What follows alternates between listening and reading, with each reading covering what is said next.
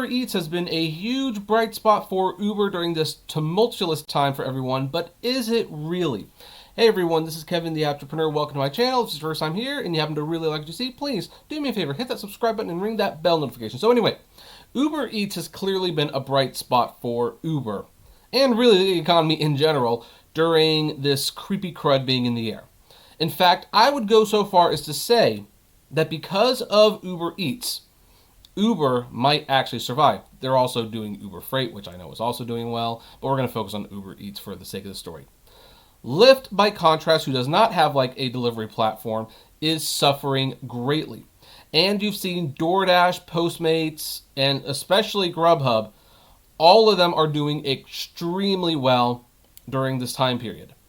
However, is Uber doing as well as they say when it comes to food? Because after all, you're seeing headlines like today that Uber is going to close Uber Eats in 7 countries around the world. Or maybe it's 8. Honestly, it's kind of mixed up on the information on that one, to be perfectly honest. Like, some articles say 7, some say 8. There you go. But anyway, why are they doing this? Well, this is why they're doing it. Uber said on Monday it was closing down its Uber Eats operation. In fact, no, I don't like how this article's worded. Let's go back to this one. Shares of Uber. Get report fell Monday after the ride-hailing giant announced it was shuttering its Uber Eats business in the Czech Republic, which I love the Czech Republic, by the way, Egypt, Honduras, Romania, Saudi Arabia, I don't know how to say that word, I'm sorry, and Ukraine by June 4th. I'm sorry, I know I'm offending everyone who lives in I don't know, I'm sorry. I know I'm offending everyone. That I can't pronounce that name. I'm sorry. I'm very, very sorry. But anyway, these 7 counties, well, 8 really, but you know, I'm not going to read the other article, are actually going to be transferred to Careem, which is a wholly owned subsidy of Uber. See, I reported several months ago that Uber had bought a food delivery company called Careem. And here's why they did it. Because they tried to go into other foreign markets to establish Uber Eats. They didn't do a very good job. So what do?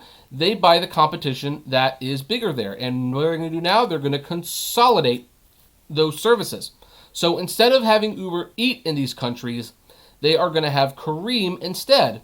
So basically, this is not a sign that Uber is struggling with Uber Eats overseas because they're going to Careem. Now, if Careem was having some business problems, if they were to start laying people off, we might be talking about a different story. Oh, shoot. Well, there you go. I guess they're not doing as well as we'd hoped overseas because Careem is set to slash workforce by 31% and suspend the bus transport app. So let's look at this article from TechCrunch. Careem, the Dubai-based ride-hailing and delivery company that was acquired by Uber last year, is cutting its workforce by 31% and suspending its mass transportation business due to the effects of the C virus pandemic. The layoffs will affect more than 530 employees. Employees who are laid off will receive at least 3 months severance pay, which, hey, I'll give them this. That's more than what most Uber employees get when they're laid off.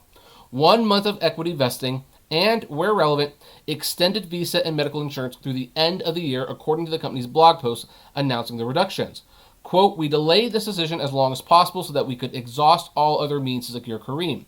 Mudassir Shikha, the company's co-founder and CEO, wrote in a blog post Monday. So here's what I'm questioning.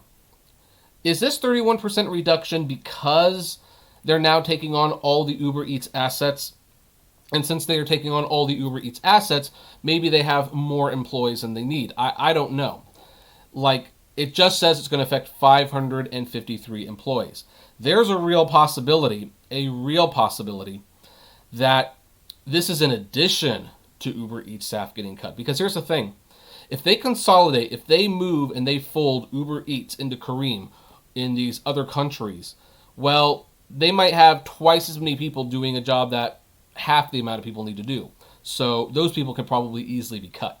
Like, you don't need 2 CEOs or anything like it, things like that. But then they might be slashing 31% on top of that. And this might be just one more way for Uber to crunch their money to show, hopefully, some profits the next time they have to talk about their earnings reports. So here's the sad thing. I know some people on the channel don't like when I talk about the companies, not the companies, the employees of these companies. Like, hey, why aren't you sympathetic towards the drivers? Guys, I'm sympathetic towards the drivers. I totally am sympathetic towards the drivers. That's why, I talk about them. That's why I dedicated a good chunk of the last 4 years to fighting for drivers' rights.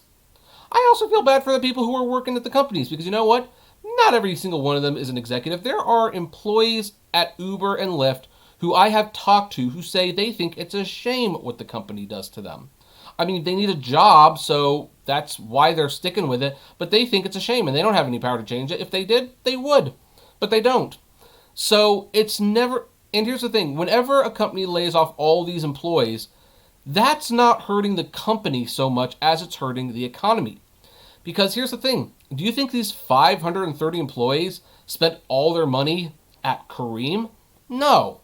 They spent that money at the supermarket. They spent it at the gas station. They spent it buying trading cards or bubble gum. They spent it at bars.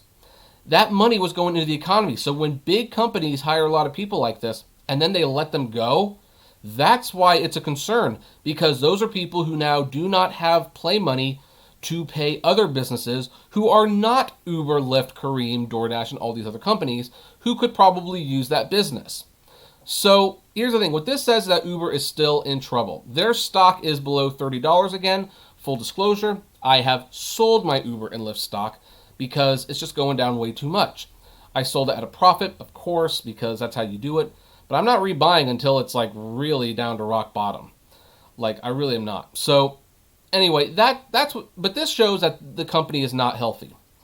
They're basically restructuring, and they're not saying that they're restructuring. They're folding UberEATS in 8 countries, or 7, depending which article you read. They will save some money that way. Everyone focus on one app. They only have to run one. I assume, or I predict, most of those UberEATS employees will not make the transition over. It's just redundant. You don't need them. And then they're going to lay off 31% of their workforce, which is about 530 employees. So Uber is definitely tightened the belt, and they will not look the same when this is all said and done. Very few companies will, actually. I think Amazon might be the only company that actually benefits from all of this. Who knows? But anyway, that's where we're going to leave this story. What do you think? Do you think this is a suggestion that Uber is probably in more trouble than they're letting on, or do you think, nah, this is a very typical thing for them to do? They'd probably do it even in the best of times. I'd love to know. Comment below, like, favorite, share, subscribe, and as always, flame responsibly. Have a good one.